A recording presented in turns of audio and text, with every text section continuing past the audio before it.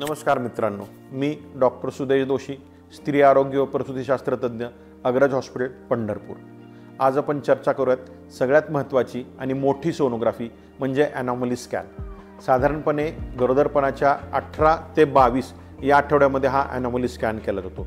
याला सगळ्यात मोठी सोनोग्राफी किंवा महत्त्वाची सोनोग्राफी का म्हटलं जातं, तर याच्यामध्ये बाळातील जी महत्त्वाची व्यंग आहेत त्याचं निदान होण्यास मदत होते। याच्यामध्ये आपल्याला काय काय बघता येतं, या टप्प्यावर साधारणपणे बाळाची 70% वाढ तयार झाली असते, म्हणजे अवयवांची, वजनाने नाही।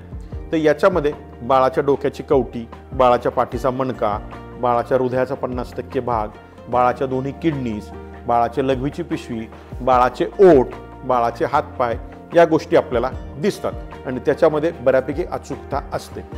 त्यामुळं यात जर कुठलं व्यंग असेल तर ते आपल्याला समजून जातं। याला मर्यादा फक्त आहे, ते म्हणजे बाळाच्या हृदयाची।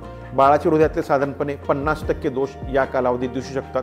बाकीचे दोष दिसण्यासाठी आपल्याला साधारण 24 आठवड्यापर्यंत वाट बघावी लागते आणि 24 आठवड्यात बाळाच्या हृदयाचा वेगळी सोनोग्राफी म्हणजे 2D फिटल कार्डियक एको ह्या नावाची तपासणी केली जाते।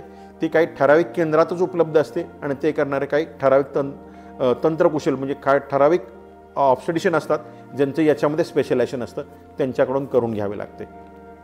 आता ह्या सोनोग्राफीला आपण म्हणतो, ह्या सोनोग्राफीत 100% सगळ्या व्यंगांचं निदान होतं का?